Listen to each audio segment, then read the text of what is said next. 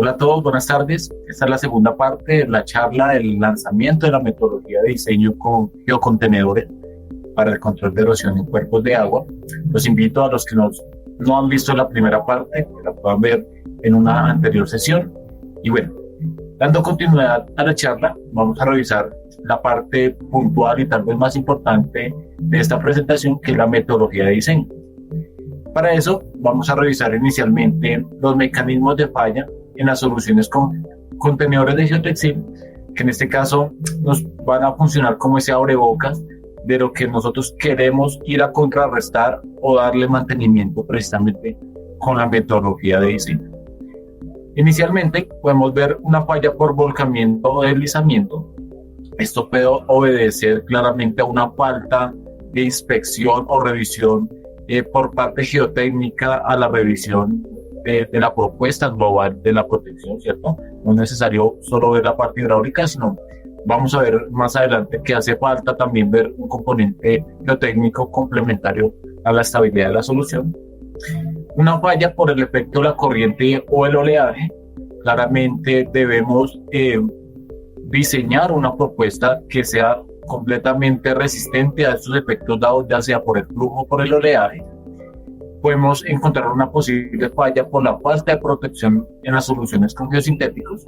Ya vimos que es necesario proteger la solución ante la posible fotodegradación, posible vandalismo o el posible arrastre de elementos funcionantes por parte del cuerpo de agua. También puede ser, o podemos conseguir una posible falla por el lavado de material de lleno. De allí la importancia de revisar ese material con el cual vamos a disponer para el llenado de este tipo de materiales. Entonces claramente hay que revisar muy bien esa volumetría y en la composición propia de este material de lleno. Puede existir también una falla por socavación local o por aumento en la pendiente longitudinal de sus cuerpos de agua. Ya vimos la importancia de incluir un manto antisocavación precisamente para el tratamiento de estos fenómenos locales. Una falla por la inadecuada selección del geotextil para la confección de estos geocontenedores. Claramente es necesario revisar e incluir un geotextil competente que pueda resistir principalmente las actividades de instalación de este tipo de soluciones. Y para esto quiero traer a colación un caso adicional, y es que nosotros en algunos casos de cerramientos en cuerpos de agua, claro, a la hora de rematar un cerramiento se pueden conseguir o alcanzar unas velocidades muy grandes, incluso superiores a 10 metros sobre segundo. Es por eso que, claro, un elemento de estos grandes geocontenedores muchas veces alcanzan un peso incluso hasta de 30 toneladas. Entonces, claro, el flujo o el oleaje no los van a mover o a desplazar, pero lo que sí puede llegar a sufrir el geocontenedor es por una abrasión que precisamente puede llegar a afectar la estructura tejida, en este caso que compone al geocontenedor. Básicamente por abrasión se comienza a afectar esa estructura tejida del geotextil. Entonces, bueno, aquí se incluye una solución que buscaba era poder mejorar esa capacidad de retención de material por parte del geotextil. Veamos que, claro, el geotextil tiene una propiedad que es el tamaño de abertura aparente, que es un valor en milímetros que podemos encontrar en unas fichas técnicas, que básicamente me representa a partir de esa partícula o ese diámetro de partícula, se podrían escapar esas partículas por esa estructura tejida del geotextil. Entonces, con la inclusión de un doble geotextil es que se puede llegar a la solución de este problema. Veamos que es básicamente la confección de esos geocontenedores, pero con una doble capa. No es necesario un geotextil de la misma especificación original del geocontenedor, sino nosotros mediante pruebas físicas en estos tipos de proyectos pudimos concluir que la adición de un geotextil tejido adicional de una menor especificación nos pueden ayudar precisamente a librarnos de este problema que en grandes cierres, rematando grandes cierres, precisamente por abrasión pueden verse afectada la estructura tejida de estos geocontenedores. Ahora bueno, entrando en materia en la metodología de diseño, vamos a revisar lo que es la estabilidad de la solución.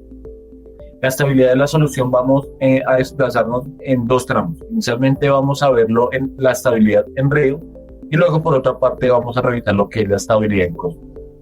Iniciando con la estabilidad en río, vamos a acudir a la siguiente condición de diseño.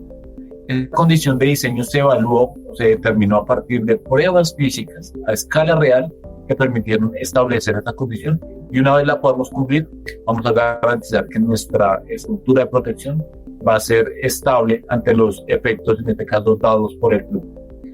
Se compone como tal de las siguientes variables que podemos ver en pantalla, pero bueno, vamos a descifrarlas un poco más en la siguiente diapositiva.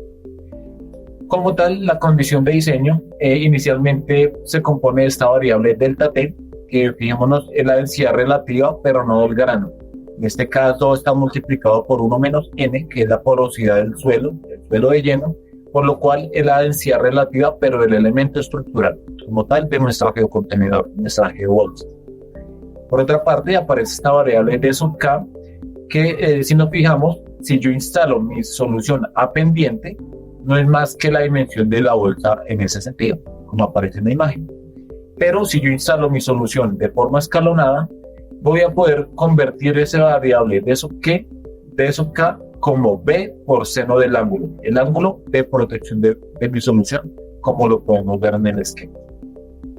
Luego aquí aparece la variable K sub T, que es una variable dada para la turbulencia, en este caso puntualmente donde estoy efectuando mi solución.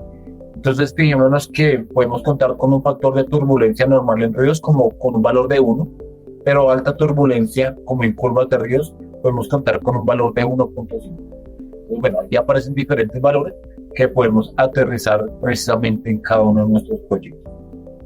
Aparece aquí la variable K sub S, que es una variable de la pendiente, pero de la pendiente de inclinación de mi protección. Es por eso que aquí aparece el ángulo de fricción entre el geobox y el subsuelo, que más adelante vamos a ver un importante aporte a nivel geotécnico de esa interacción entre geotextil y geotextil suelo, que es importante precisamente en la instalación de este tipo de soluciones. Y lo ideal es que para protecciones con inclinación superior a 18.43 grados podamos contar con un valor de K sub S igual a 0.2. Ahora aparece aquí la variable K sub H, que es una variable dependiente de la altura de la lámina de agua que se encuentra inmediatamente frente a nuestra protección. Entonces, para un perfil completamente desarrollado, vamos a acudir a esta ecuación, ¿cierto? Un perfil completamente desarrollado se refiere a cuando ya exista presencia de erosión. Para un perfil no desarrollado, o sea, en presencia aún no de erosión, vamos a poder acudir a esta ecuación. Y para una corriente muy agitada, o sea, cuando se refiere a que H, la altura de la lámina de agua sobre K sub R sea menor a 5, vamos a poder acudir a esta condición. De pronto se van a preguntar a qué obedece esa variable de K sub R, es un factor de rugosidad, pero lo podemos estimar igual a D sub K, que D sub K es la variable que va a depender de la inclinación o el proceso de instalación que vimos en los esquemas iniciales. Ahora, revisando la estabilidad en costas, vamos a determinar esa estabilidad a partir de la siguiente ecuación o la siguiente condición de diseño. En este caso, esa condición de diseño está en función del parámetro rompiente. El parámetro rompiente no es más que un número dimensional de 1 a 10 que me permite establecer qué tan intensa fue la rompiente de mi ola. Aquí aparecen algunas otras variables que hacen parte de esta función precisamente para revisar la estabilidad en costas, pero bueno, vamos a descifrarla en la siguiente diapositiva.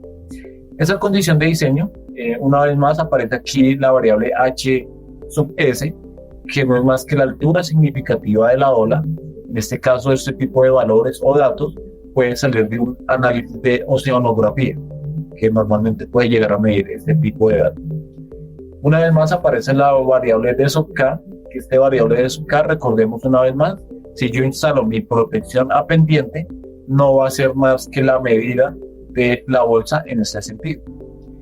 Pero si yo mido o instalo mi protección en condición escalonada, esa variable D sub K la vamos a poder convertir como B por seno del ángulo de inclinación de mi protección, tal como lo vemos en el esquema. Aparece nuevamente la variable D sub T. Recordemos por favor que no es la densidad relativa del grano, sino del elemento estructural, por lo cual está multiplicado por 1 menos 1. Aquí aparece la forma de calcular ese parámetro rompiente, digamos que es tangente el ángulo de inclinación de mi protección sobre la altura significativa de la ola sobre la longitud de la ola. Entonces fijémonos que en este caso no poder contar con el dato de la longitud de la ola, aparece la ecuación a continuación de cómo podemos calcular esa longitud de la ola, pero bueno, son muchas veces datos que pueden ya venir acompañados de ese estudio oceanográfico que nos van a poder otorgar estos datos para poderlos ingresar en los cálculos.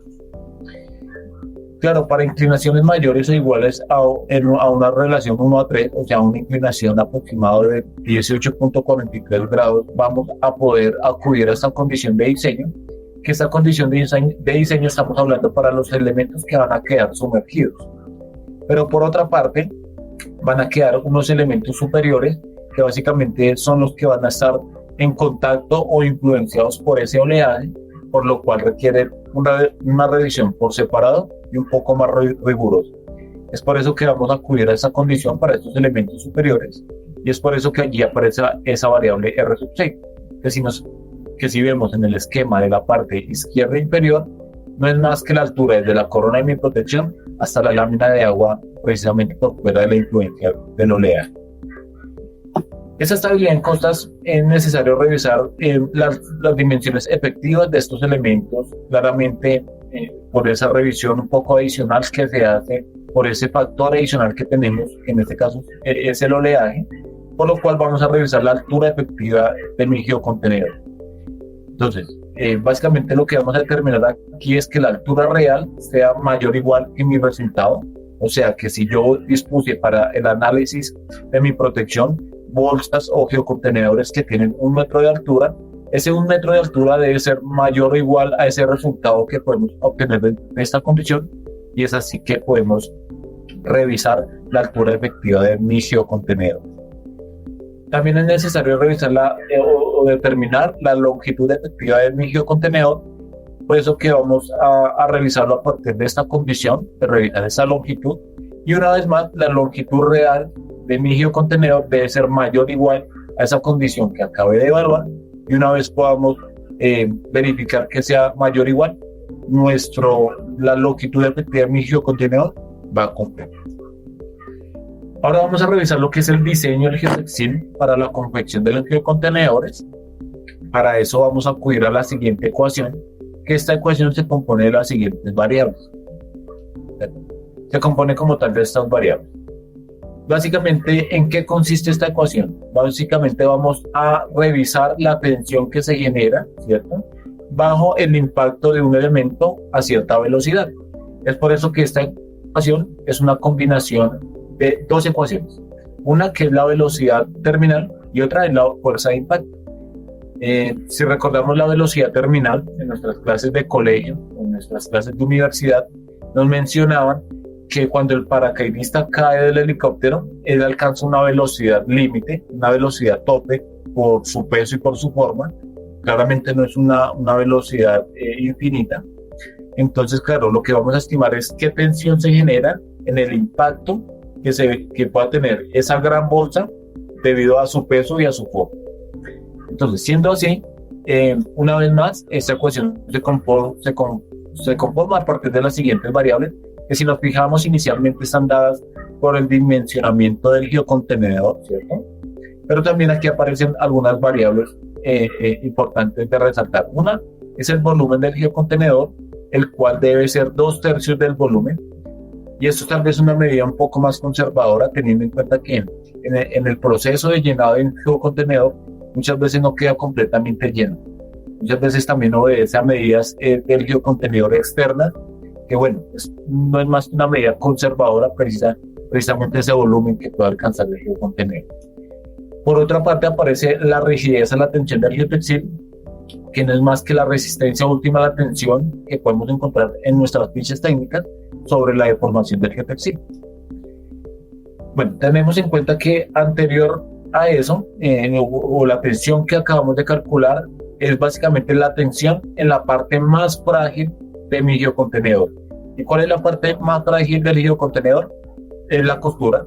Normalmente es esta costura la que debe soportar unas resistencias que lo que sugiere la normativa internacional es que sea del 60 al 90% de la resistencia del geotextil.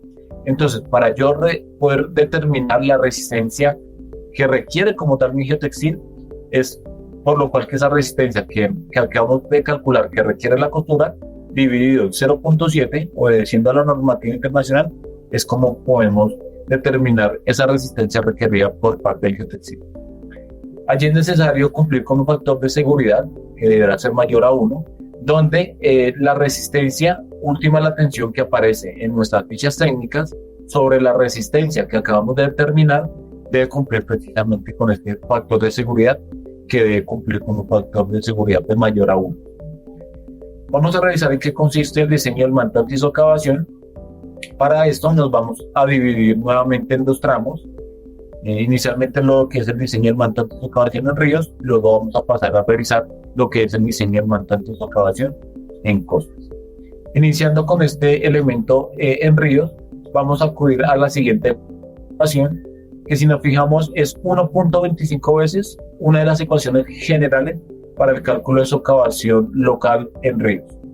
Y esto es porque se ha llegado a determinar sobre extender un manto antisocavación desde la pata de mi protección 1.25 veces la profundidad máxima de socavación, es que podemos llegar a controlar y a mitigar estos fenómenos de socavación local. Como tal, esta ecuación se compone de las siguientes variables. Si nos fijamos, aquí aparece, por ejemplo, el ángulo de impacto del flujo, que es el ángulo que se podría generar desde, claro, la dirección del flujo, con el ángulo que podría llegar a generarse en la dirección tal vez más crítica de impacto hacia mi protección. Aquí también aparece la altura de la lámina de agua, que no es más que la altura de esa lámina inmediatamente enfrente a mi protección. Y también resaltemos que se compone del número de foot, que el número de foot es tal vez un número interesante traerlo al lugar, ya que es un número que me va a interpretar muy bien en qué condición se encuentra mi flujo, ya que si tal vez mi flujo o mi río ya cuenta con algún tipo de intervención, este número me puede llegar a interpretar muy bien las condiciones actuales del flujo en el cual voy a hacer intervención. Tengamos en cuenta que el manto antisocavación también es un elemento que funciona como separación. Claramente él requiere retener ciertas partículas de suelo, pero permitir el paso de agua, por lo cual es necesario cumplir con estos requerimientos. Inicialmente, un criterio de retención de tamaño de altura aparente. Una vez más, en el ejemplo que esto aparece en nuestras fichas técnicas, es un valor en milímetros, que nos permite establecer a partir de ese tamaño de partícula hacia abajo, son las partículas que se podrían escapar de la estructura tejida de mi geocontenedor. También es necesario cumplir con este criterio de permeabilidad, donde se sugiere que la permeabilidad del geotextil sea mayor a la permeabilidad del suelo. Ahora, revisando el manto antisocavación en costas, el diseño de este elemento en costas, vamos a acudir a la siguiente ecuación. Entonces, fijémonos que calcular la longitud del manto antisocavación consiste en que voy a multiplicar 2 veces una de las ecuaciones generales para el cálculo de socavación local en costas. Entonces, eso es porque se ha demostrado nuevamente que sobre extender 2 veces la profundidad máxima de socavación calculada en ese manto antisocavación es que vamos a poder contrarrestar estos efectos de socavación local o posible aumento de la pendiente longitudinal de mi cuerpo de agua. Esta ecuación se compone de las variables que podemos ver a continuación, donde, bueno, nuevamente resaltamos la presencia de la altura significativa de la longitud, o en este caso la altura significativa de mi ola, que recordemos puede salir de un análisis de oceanografía. Y una vez más, aquí tener en cuenta que este elemento también es un elemento de separación. Debemos asegurarnos que retenga este material, pero permitir el paso de agua, por lo cual se debe cumplir con este criterio de retención de tamaño de altura aparente y un criterio de permeabilidad que, repito, debemos de asegurarnos que la permeabilidad del geotextil sea mayor que la permeabilidad del suelo. Ahora quiero mencionar lo que es la estabilidad complementaria, lo que hace un momento mencioné que es necesario para hacer esa revisión de la estabilidad global de mi solución. Y es por eso que podemos incluir este tipo de análisis dentro del diseño de nuestra propuesta. Normalmente nosotros acudimos a este programa de modelación geotécnica, Slide, que es un software de diseño, el cual me permite incluir no solo los diferentes estratos que componen el punto o la sección crítica que yo requiero intervenir, sino allí también puedo incluir sobrecargas, puedo incluir la estratigrafía de todos los suelos que puedan estar presentes en esta zona, estructuras externas como muros en suelo reforzado o estructuras complementarias a la protección, inclusión de cargas y también la inclusión de coeficientes de carga sísmica, si yo quiero revisar también ese componente sísmico de mi solución, y la inclusión de la lámina de agua, si es necesario o no. Digamos que va a depender muy bien de cada tipo de proyecto, si yo quiero tal vez revisar la condición más crítica, si en la presencia de la lámina de agua, o si yo quiero revisarlo con la presencia de algún nivel freático, allí vamos a poderlo incluir, pero bueno, tenemos en cuenta que va a depender muy bien puntualmente de cada tipo de proyecto. Ya que mencionamos este tipo de componente adicional complementario técnico, quiero aquí hacer un punto adicional geotécnico, y es que normalmente cuando nosotros instalamos una solución con geocontenedores, cada uno de estos elementos va a estar sometido a ciertos empujes. Claramente a mayor profundidad se va a generar un empuje mucho más grande precisamente en esa configuración de solución, como podemos ver en el esquema. ¿Qué otro tipo de empujes o fuerzas podemos revisar aquí dentro de esa estructura convencional con geosintéticos? Es que aparece claramente un esfuerzo normal debido a esa fuerza o ese peso que genera un geocontenedor sobre el otro. Incluso aquí podría también considerarse el peso del agua. Aparece también aquí una fuerza de fricción, que es tal vez una fuerza atractiva o que puede sumarse a lo que es la estabilidad de la solución, ya que es una fuerza resistente, que claro, la interacción entre geotextil y geotextil suelo, claramente entre mejor existe una gran cohesión, un gran ángulo de fricción, es que podemos asegurar una mejor estabilidad en nuestra solución. Allí también se pueden generar algunos empujes dados por algún tipo de sobrecarga, pero si yo analizo a profundidad diferentes puntos de interés de esos diferentes empujes, yo puedo revisar que el empuje del terreno claramente en la parte inferior obedece a un empuje mucho más accesible, precisamente por esa sobrecarga, ese volumen o esa altura material, ¿cierto? Y el empuje de la sobrecarga se puede vislumbrar de esta forma. ¿Pero a qué quiero llegar? Recordemos que teníamos esa fuerza resistente, tal vez esa fuerza a favor a la resistencia o a la estabilidad de la solución, que es esa fuerza de fricción entre geotextil y geotextil o geotextil suelo. Entonces fijémonos que esa fuerza resistente la podemos determinar como el esfuerzo cortante. El esfuerzo cortante lo podemos calcular con la cohesión, o en este caso la adhesión, ¿cierto? Más esa carga normal, en este caso la carga normal es esa sobrecarga de una bolsa sobre la otra, por la tangente del ángulo, en este caso el ángulo de fricción entre geotextil y geotextil. ¿Qué es lo que sugieren normalmente las diferentes normativas internacionales? Es que esas fuerzas resistentes sean 1.5 veces mayores a las fuerzas actuales, precisamente para poder contrarrestar o evitar una posible falla por deslizamiento.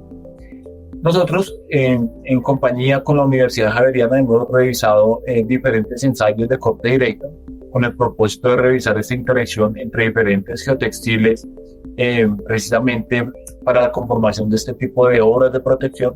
Entonces, fijémonos cómo hemos podido incluir en materias primas polímeros tales como polipropileno en cintas planas, polipropileno y poliéster, la mezcla de estos dos polímeros, y por aparte poliéster. Aquí podemos ver en los envolventes valores pico los diferentes valores de adhesión o cohesión y de ángulo de fricción. ¿Qué podemos destacar tal vez del gráfico que aparece en la parte izquierda? Fijémonos que aparece en ese gráfico esfuerzo versus resistencia al corte. Tengamos en cuenta que normalmente una protección suele ubicarse a unos 4 o 6 metros de profundidad. Entonces fijémonos a esos esfuerzos que podrían llegar a ser a 40 o 60 kilopascales, el bajo rendimiento del poliéster. Es por eso que incluir polipropileno en cintas planas o polipropileno poliéster, que son nuestros geotextiles HF, son tal vez la mejor decisión para poder conformar y confeccionar nuestras soluciones con geosintéticos.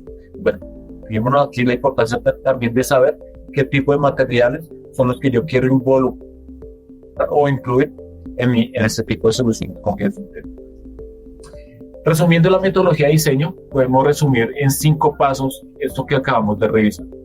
En un primer paso, revisamos la estabilidad de la solución, donde garantizamos que cada uno de los elementos, cada uno de nuestros geocontenedores, sea lo suficientemente pesado y robusto, con el propósito de poder soportar ya sea la influencia del flujo o del oleaje.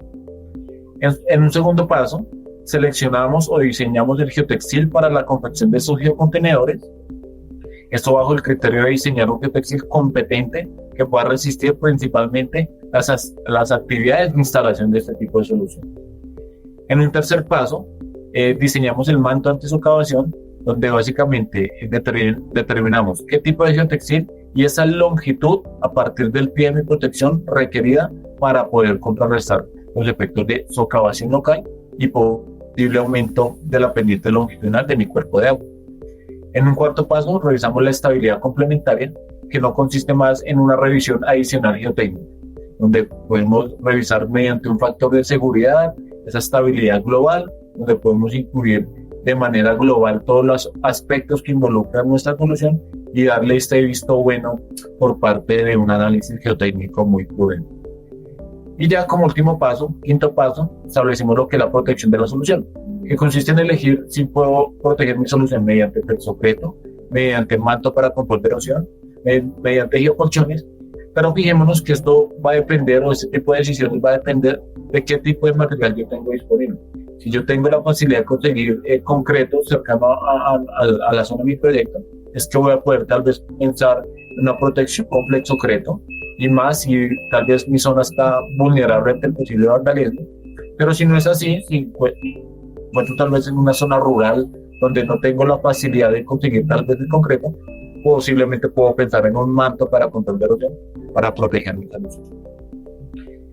Aquí quiero dejarles mi contacto para las personas que tengan alguna duda, quieran revisar algún caso puntual, algún proyecto puntual, quieran revisar tal vez alguna de estas ecuaciones, todas las dudas que tengan de sus proyectos, de la metodología, sin duda me pueden contactar y lo podemos resolver sin problema. Antes de seguir con los casos de éxito, quiero mencionarles y recordarles que esta información se está actualizando en una nueva versión de Geosoft, nuestro software de diseño, donde estamos estableciendo e introduciendo estas metodologías, donde bueno, aquí logramos ver cómo es la aplicación en una protección longitudinal, pero la referencia en la cual nos basamos y lo que vamos a poder introducir en nuestro Geosoft son también protecciones para conformación, por ejemplo, de espigones o conformación en condiciones tal vez de embalse, donde puede subir y bajar la lámina de agua. Entonces, fijémonos que allí vamos a poder encontrar aplicativos mucho más amplios. Siendo así, vamos a arrancar con este caso de éxito, que se ubica en el municipio de Salamina, Colombia. Esto se encuentra ubicado hacia el norte del país. Aquí podemos destacar que esta zona se encuentra en una zona un poco compleja. 50 kilómetros hacia el norte encontramos la desembocadura del río Magdalena y 40 kilómetros hacia el sur encontramos el canal del dique. Entonces, por eso es que esta zona posiblemente se vea vulnerable ante estos posibles cambios morfodinámicos de estos cuerpos de agua. ¿Qué pasó? Allí la presencia de un fenómeno erosivo estaba afectando la banca del río, la margen derecha del río, que se estaba afectando, era puntualmente la vía que comunica el municipio del Piñón, de Salamina, y un poco más hacia el sur, el municipio del Piñón. Básicamente este fenómeno erosivo incluso ya afectó la vía y actualmente se están adelantando las obras de rehabilitación precisamente de este tramo vial. ¿Qué podemos ver en esta línea de tiempo? Fijémonos cómo para marzo del 2012 aparece en la margen derecha el municipio de Salamina y un poco más hacia el sur la vía que comunica precisamente este municipio de Salamina con el municipio del Piñón, que se encuentra un poco más hacia el sur de la imagen. Aquí para marzo del 2012 el flujo, o en este caso el tramo, no presentaba algún tipo de inconveniente. No había ninguna alarma encendida respecto a la vulnerabilidad de la vía o del municipio frente a ningún evento erosivo. Pero fijémonos cómo para agosto del 2016 aparece una gran barra de sedimento, ¿cierto? Aquí fijémonos cómo incluso tal vez lleva un tiempo ya establecida, ya que incluso está ya revestida por una densa vegetación, y fue lo que propició que en esta margen derecha se generara este fenómeno erosivo que estaba afectando puntualmente la vía. Para enero del 2019, fijémonos cómo aún sigue estable esta barra de sedimento, incluso tiene un dimensionamiento mucho mayor. En este caso ya las alarmas estaban encendidas, estaban viendo afectadas como tal esta banca derecha del río Magdalena, y la vía que comunica estos dos municipios pues estaba viendo afectada, y fue donde se encendieron las alarmas. Fijémonos cómo para diciembre del 2023 se instalaron diferentes obras que podemos ver son espigones conformados a partir de geobox, soluciones con geosintéticos que permitieron controlar este fenómeno y dar una solución estable y durable, que es lo que el caso puntual que vamos a revisar a continuación. Como tal, esta obra de protección se configuraron 7 obras de protección, 7 espigones que buscaban proteger aproximadamente una orilla de 10 kilómetros de longitud. Como tal, este proyecto se desarrolló en 2 etapas. Una primera etapa consistió en la conformación de estos 2 primeros espigones, los cuales están separados entre sí 200 metros. Se conformaron a partir de geobox, que son dados por las dimensiones que aparecen en pantalla, que son aproximadamente una capacidad de 14 a 16 metros cúbicos. En esta primera etapa se lanzaron aproximadamente 6.500 geobox. Fijémonos que se acudió a esta técnica de lanzado desde volqueta, y también se contempló el uso de flexocreto como revestimiento final. En este caso, para esta etapa 1, se implementó el uso de aproximadamente 10.000 metros cuadrados de flexocreto. Para la etapa 2, consistió en la configuración del resto de los 7 espigones. Una vez más se implementaron los geobox como estructura de conformación para estos espigones. Como tal, conforman las medidas que pueden ver en pantalla, que ya son una capacidad un poco mayor, que obedecen a medidas de 4 metros de largo, 2.1 metros de ancho y 1.4 metros de altura. Eso es una imagen en planta. Era la proyección que se hacía a nivel de diseño de la conformación de estos espigones, la posible sedimentación que se esperaba precisamente para contrarrestar este fenómeno erosivo. Eso es una proyección a nivel de base, una vista en planta de la proyección a nivel de base de lo que se quería buscar para la conformación de estos espigones con la conformación de estos geobox. Y aquí, en esta etapa 2 consistió en la instalación de 22.500 geobox lanzados y llenados in situ, que como tal ya configuraban el requerimiento final de estos 7 espigones. Aquí quiero mostrarles este pequeño video donde podemos ver cómo qué consiste la acomodación de estos elementos, de estos geobox. Claramente hay que obedecer algunas prácticas constructivas. Por ejemplo, fijémonos como un espesor de 5 o 10 centímetros de material por encima de los geobox me van a permitir que algún tipo de maquinaria, como esta máquina de orugas, pueda pasar directamente ya no por encima de los geocontenedores, sino por encima de este pequeño espesor que los va a cubrir. Aquí esta retroexcavadora está aplanando y alistando esta pila para la posterior fila de geobox para la conformación precisamente de este espigón. Entonces, bueno, fijémonos cómo son estos procesos de instalación preliminares. La etapa de construcción, fijémonos que consistió ya, o acá hay imágenes adicionales de lo que fue el complemento de la conformación de estos espigones. Aquí en las imágenes podemos ver cómo, ya que acudimos a este proceso de lanzado, muchas veces se sacrifica la parte estética de la solución inferior, pero bueno, fijémonos que es una solución que nos permite poderla instalar en condiciones inundables. Una vez superada esa influencia de la lámina de agua, es que vamos a poder conseguir un terminado mucho más estético de la solución, pero digamos que es una solución que me permite conformar este tipo de estructura de gran dimensión y precisamente poder contrarrestar estos efectos de socavación y de erosión en estos escenarios un poco agresivos. Para conocer un poco más de este proyecto, de este caso de éxito, vamos a revisar en qué consistió este proceso constructivo. Entonces, bueno, como tal se llevaron a cabo procesos de lanzamiento para su instalación, pero también se llevaron a cabo procesos de llenado in situ. Una vez se ganaba o se podría trabajar ya por fuera de esta influencia de la lámina de arena.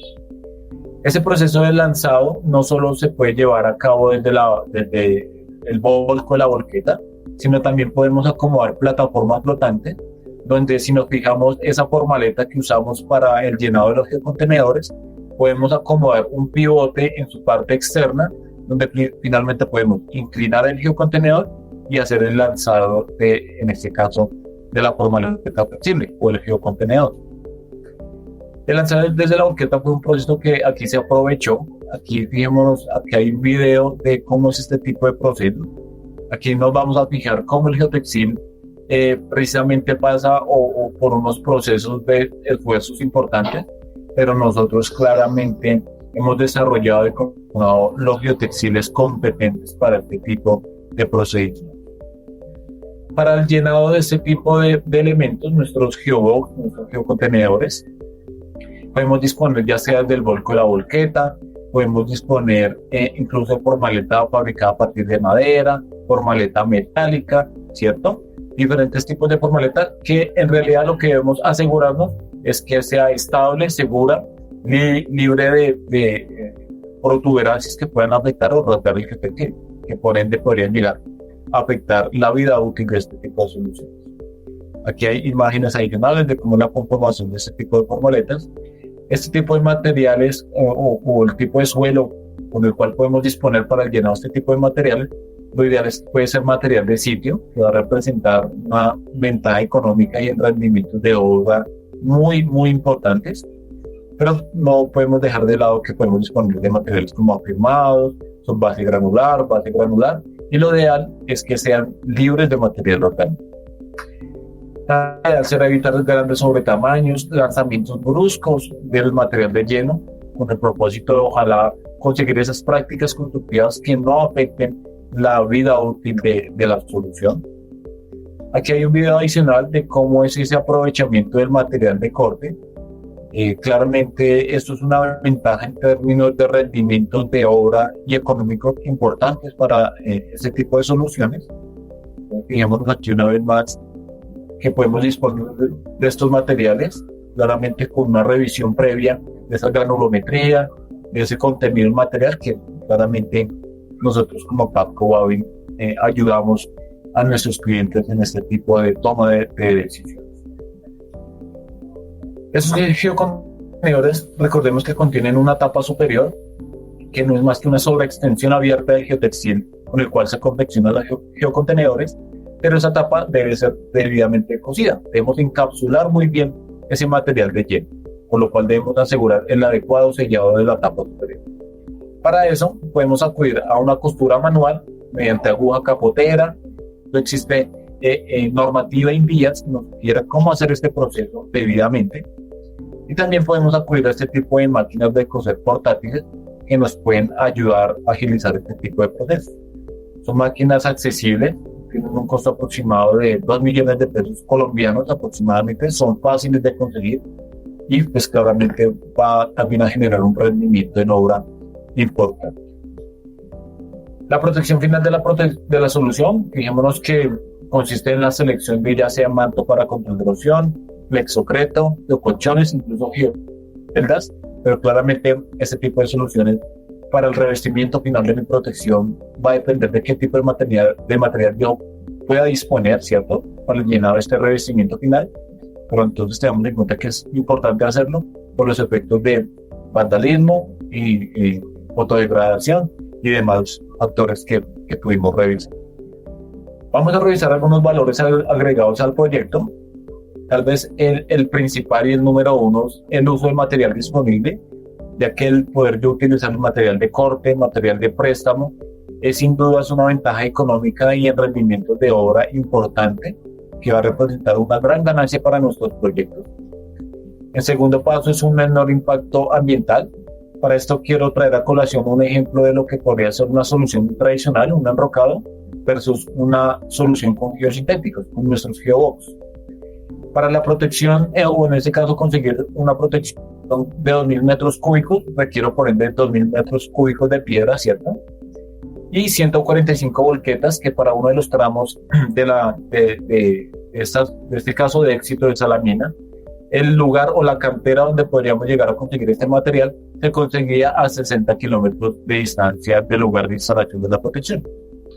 Por otra parte, para la solución con geobox, para la conformación de 2.000 metros cúbicos de protección se requieren por ende 145 geobox, teniendo en cuenta que los geobox tienen una capacidad de 14 a 16 metros cúbicos. También se requieren de 145 volquetas para poder trasladar este material, pero tengan en cuenta que el material de sitio ya no se encuentra a 60 kilómetros, sino a 5 kilómetros, ya que estábamos disponiendo de este material de corte.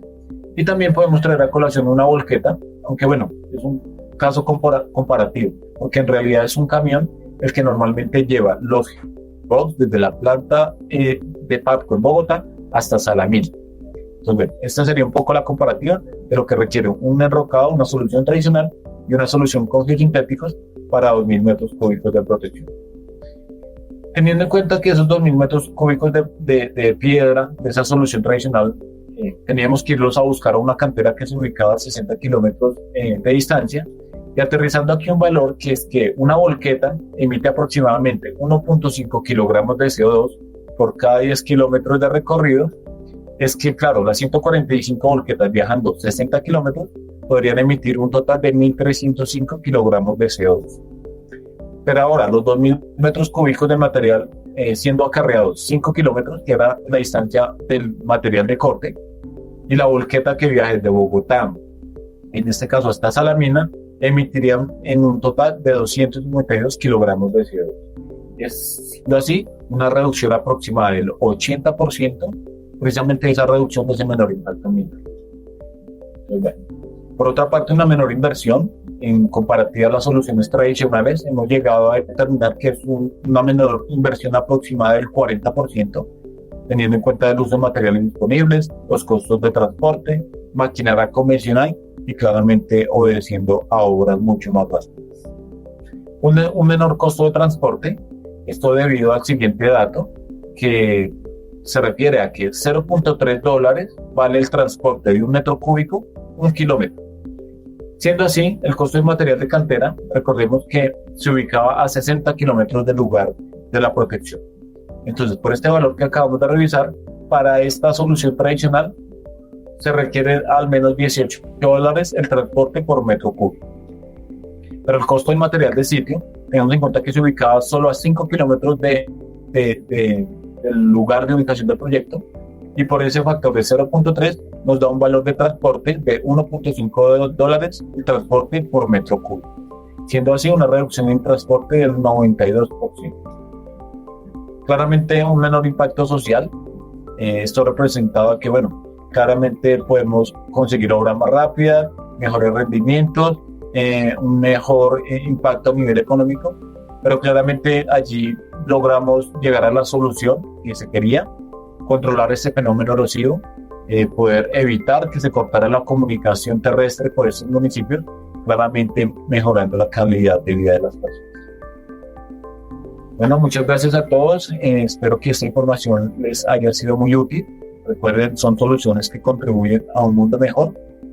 Los invito a que puedan estar muy atentos a nuestra nueva actualización de GeoSoft, donde van a poder encontrar todas esas aplicaciones para el control de erosión en cuerpos de agua, con sus diferentes aplicativos como en conformación de espigones, obras de protección longitudinal, protecciones a nivel de embalse y diferentes aplicaciones más en el ámbito ya sea en ríos y en costa. Y también los invito a que puedan revisar nuestras redes sociales y estar muy atentos al lanzamiento de nuestros geotrainings y todo el material de entretenimiento que proporciona pues ese alcance mucho más óptimo y cercano a ustedes del mundo de los geosintéticos. Muchas gracias a todos, quedo muy atento a cualquier consulta, tienen mis datos para cualquier consulta de algún proyecto puntual. Entonces, bueno, muchas gracias y hasta luego.